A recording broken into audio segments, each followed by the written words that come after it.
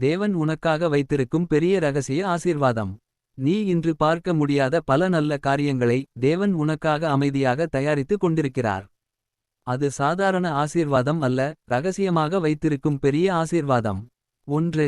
மறைந்திருக்கிற ஆசீர்வாதம். இப்போது உன் வாழ்க்கையில் சில விஷயங்கள் தாமதமாகும் போல தோன்றலாம். ஆனால் அந்த தாமதம் வீண் அல்ல. தேவன் உனக்காக ஒரு பெரிய கதவை திறக்க சரியான நேரத்தை காத்திருக்கிறார். 2. உன் கண்ணீரை ஆசீர்வாதமாக மாற்றும். தேவன் நீ சுமந்து கொண்டிருக்கும் துன்பம், கவலை, ஏமாற்றம் அனைத்தையும் தேவன் பார்த்திருக்கிறார்.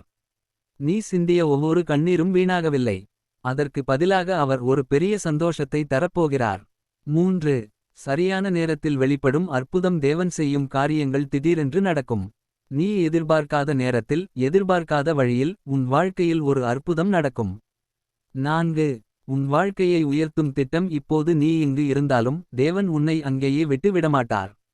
அவர் உன்னை உயர்த்தப் போகிறார், உன் குடும்பத்திலும், உன் வேலைகளிலும், உன் வாழ்க்கையிலும். 5. இந்த வருடம் மாற்றத்தின் வருடம். இந்த வருடம் உனக்காக ஒரு திருப்புமுனை ஆகும். நீ பார்த்த துன்பங்களை விட அதிகமான ஆசீர்வாதங்களை நீ காண்பாய். முடிவில் ஒரு உறுதி, தேவன் எனக்காக வைத்திருக்கும் ஆசீர்வாதம் எதுவும் என்னை விட்டு போகாது. அது சரியான நேரத்தில் என்னை அடையும். நம்பிக்கையுடன் இரு. பிரார்த்தனையை விடாதே. உன் ஆசீர்வாதம் வழியில் இருக்கிறது.